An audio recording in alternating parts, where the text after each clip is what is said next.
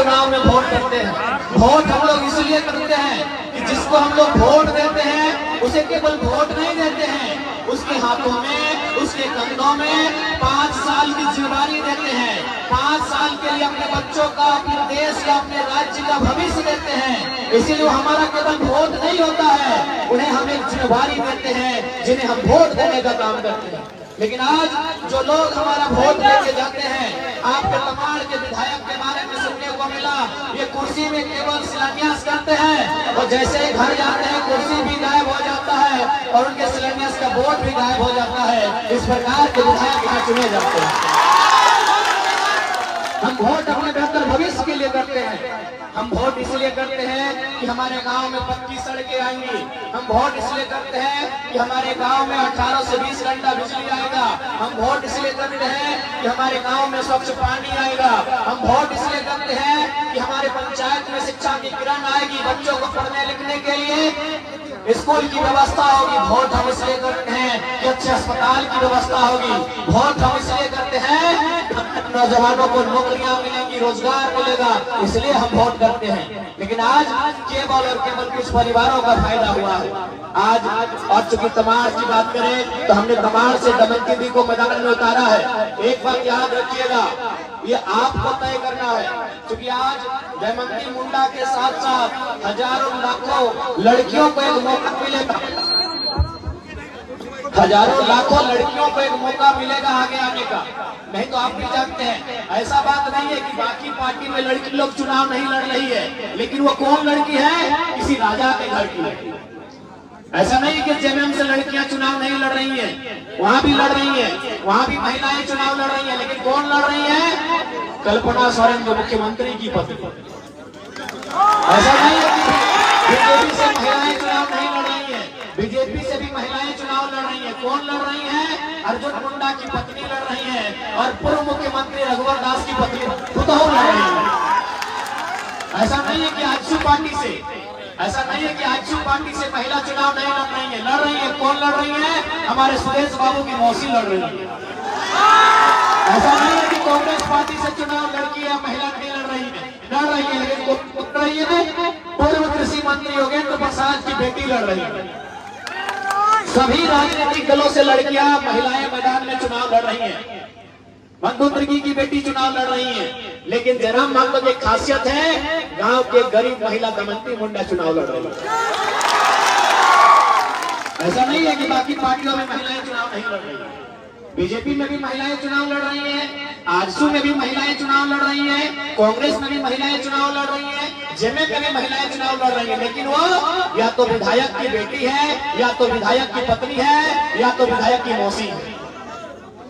इसलिए अब आपको तय करना है कि भारत देश जिसे हम लोकतांत्रिक देश कहते हैं, भारत देश जिसे हम प्रजातांत्रिक देश कहते हैं, भारत देश जिसे हम गणतांत्रिक भारत कहते हैं, उसे प्रजातांत्रिक बना के रखना है या उसे राजतंत्र बनाना है, ये जनता को तय करना है।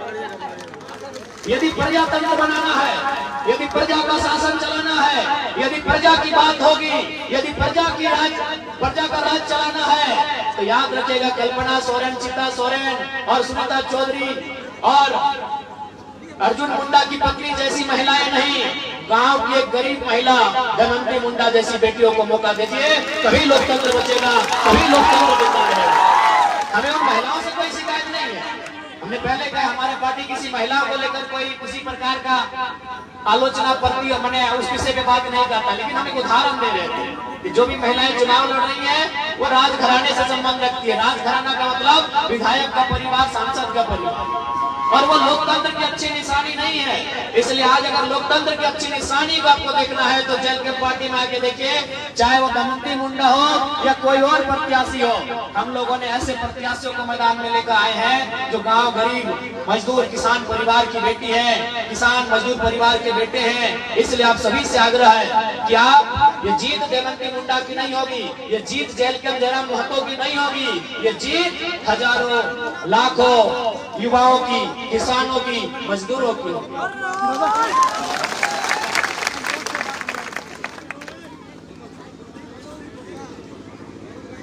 इसलिए आज आप सबसे आग्रह करेंगे कि इस बार मुद्दों के लिए वोट करें, और जेएलके पार्टी चूंकि नई पार्टी है, हम लोग अगर सरकार बनाने की स्थिति में आते हैं तो सबसे पहले झारखंड में एक स्थानीय नीति बनाई जाएगी।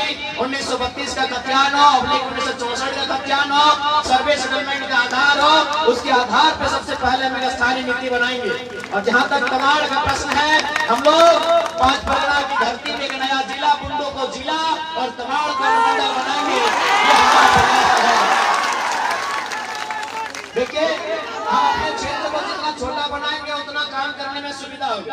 देखिए, हमारा घर बड़ा होता है, अगर उस घर में झाड़ू लगाना होता है तो दिक्कत होता है, अगर घर छोटा हो जाता है तो झाड़ू लगाने में सुविधा होता है। इसलिए हम लोग और बुंडो को अगर जिला के रूप में लेके आएंगे तो जिला रांची बहुत बड़ा होता है, उधर लोहरदगा के आसपास पड़ता है, इधर रामगढ़, उधर हजारीबाग के आसपास चला जाता है, इधर गुमला तक चला जाता है, इधर सरायकेला तक चला जाता है, कुंडी तक चला जाता है। तो बिल्कुल अगर जेएलके की पार्टी सत्ता में आती है तो बुंडो को 5 परगना से मिलाकर एक सुंदर तरीके से नया जिला बनाया जाएगा और तमाड़ को गठबंधन के रूप में परिभाषित किया जाएगा, ताकि यहाँ के लोगों को सुविधा मिले। आज भी अगर यहाँ से रांची जाना हो तो बड़ी मुश्किल से हम लोग 2 दिन से तैयारी करते हैं तब रांची जा पाते हैं। इसलिए झारखंड राज्य सुविधा के लिए बना है और हम लोग उस सुविधा को ख्याल रखते हुए नया जिला हो, नया प्रखंड हो, उस पर बिल्कुल हम लोग प्रस्ताव लेके आएंगे। चूंकि इस बार का विधानसभा चुनाव बदलाव के लिए होने जा रहा है, इसलिए आप सभी को, आप तमाम जनता जनार्दन को बदलाव के लिए तैयार रहना होगा। और एक बात याद रखिएगा, विशेषकर दीदी लोग, अभी वर्तमान में सरकार मैया सम्मान योजना लेके आई है।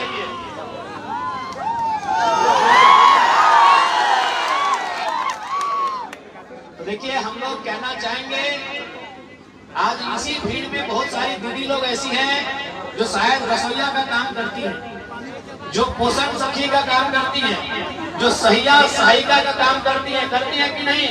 और आपका पेमेंट 1 साल से बाकी है कि नहीं? आपका पेमेंट 1 साल से बकाया है। यानी सोचिए, जिन्होंने मेहनत किया है उनको पैसा नहीं मिल रहा है और वोट लेने के लिए सरकार घूस देने का काम कर रही है। जिन्होंने मेहनत किया है, रसोईया ने मेहनत किया है, आंगनबाड़ी की दीदी ने मेहनत किया है, जल सहिया वाली दीदी ने मेहनत किया है, पोषण सखी वाली दीदी ने मेहनत किया है कि नहीं? लेकिन उनका पेमेंट नहीं मिल रहा, उनको 1 साल से पेमेंट नहीं दिया जा रहा है और वोट के समय घूस देने का काम कर रही है। तो निश्चित है, जितनी भी दीदी, चाहे वो सहायिका हो, सेविका हो, पोषण सखी हो, सहिया हो, हम लोग सत्ता में आते ही भले मंत्री का 6 करोड़ का आवास को हम लोग नीलाम कर देंगे, लेकिन जो दीदी लोग हैं उनकी समस्या का समाधान तुरंत 100 दिन में भी किया जाएगा। अभी और उसके बाद अगर मैया सम्मान सही में अगर सम्मान की योजना है तो मुख्यमंत्री हेमंत सोरेन जी से हम कहना चाहेंगे कि आप एक काम कीजिए, कल्पना सोरेन जी जो उनकी पत्नी है, उन्हें विधायक का चुनाव नहीं लड़ाइए, उनको भी 1000 रुपया महीना दीजिए, हम लोग मानेंगे महिला सम्मान। तो गजबे लीला है, गजबे लीला नहीं है कि राजा के घर की बहू बेटी महारानी बने। राजा यानी हेमंत सोरेन जैसे लोग, सुरेश महतो, बाबूलाल मरांडी, अर्जुन मुंडा जैसे लोग, यानी राजा के घर की बहू बेटी महारानी बनेंगी और जनता की बहू बेटी नौकरानी बनेंगी। यही झारखंड की तस्वीर है। ये नौकरानी नहीं तो क्या हुआ? 1000 रुपए के लिए 10 घंटा आप लोग लाइन में खड़ा रहे कि नहीं? 1000 रुपए के लिए आप लोग 10 घंटा लाइन में खड़ा रहे कि नहीं दीदी लोग? आप बताइए, उससे न साग सब्जी होगा, न दवा दारू होगा, न राशन का सामान होगा और न ही आपके श्रृंगार का सामान होगा। श्रृंगार में लिपस्टिक, पाउडर, काजल होगा। और उसके बाद भी चलिए ठीक है, उसके बाद अगर हो भी गया तो बताइए ना, हम लोगों ने 1000 रुपए लेने के लिए झारखंड राज्य बनाया था। क्या तमाड़ की धरती से आंदोलन नहीं हुआ है? क्या झारखंड अलग करने के लिए तमाड़ की धरती से आंदोलन हुआ है कि नहीं हुआ है?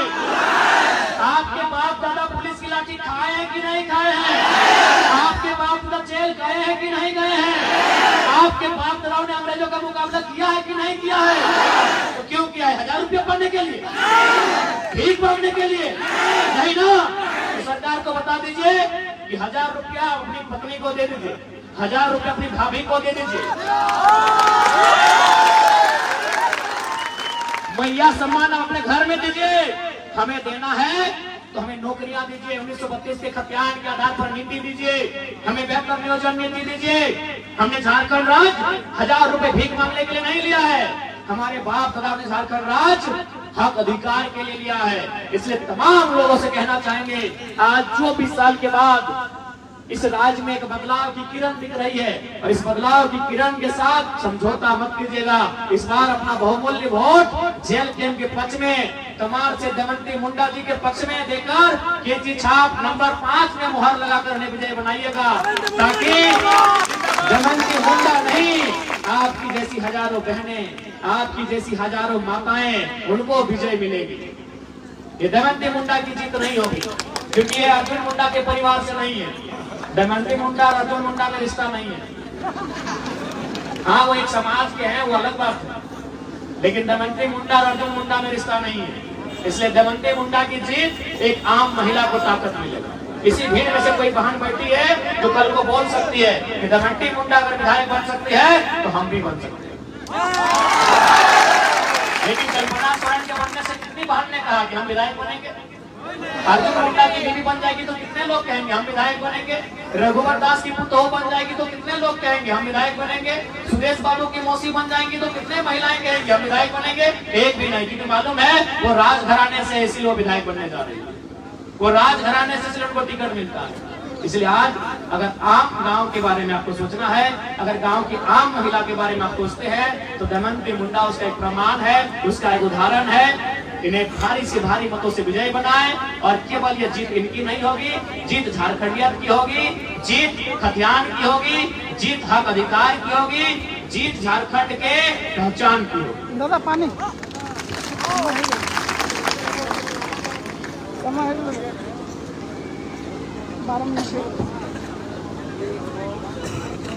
इसलिए और एक बात आपको स्पष्ट कहना चाहेंगे, आज किसी भी प्रकार से लोभ लालच में नहीं, डर और भय से नहीं, अपनी इच्छा से आपको वोट करना है। मैं आपको एक छोटी सी कहानी सुनाऊंगा, क्योंकि वोट के समय ऐसा होता है। एक बुजुर्ग आदमी थे, उनके पास एक नेताजी आए और उस नेता ने कहा कि बाबा आप मुझे अपना वोट दीजिए, बदले में मैं आपको कुछ रुपए दूंगा, कुछ पैसा दूंगा वोट के बदले। तो बाबा जी ने कहा कि देखो बाबू, हम पैसा तो नहीं लेंगे, इस पैसे से तुम मुझे एक बैल खरीद के ला के दो, खेती बाड़ी का दिन है। वो नेता मार्केट में चला गया, 5000 रुपए दे रहे थे बाबा जी को।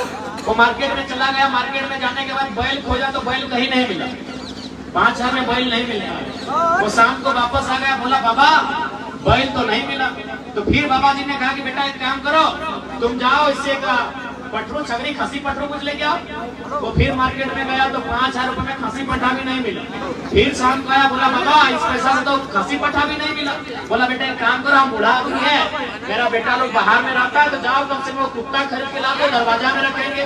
वो नेता फिर से गए, नेताजी गए मार्केट घूमे, उस रुपए में उनको कुत्ता भी नहीं मिला। वो फिर वापस आए, बोला बाबा इस रुपया से कुत्ता भी नहीं मिला। तब बूढ़े ने कहा कि नेताजी जिस पैसे से आप बैल नहीं खरीद पाए, जिस पैसे से आप बकरा नहीं बकरी नहीं खरीद पाए, जिस पैसे से आप कुत्ता बिल्ली नहीं खरीद पाए, उस पैसे से इंसान का सौदा करने आए, ये तो गलत बात है।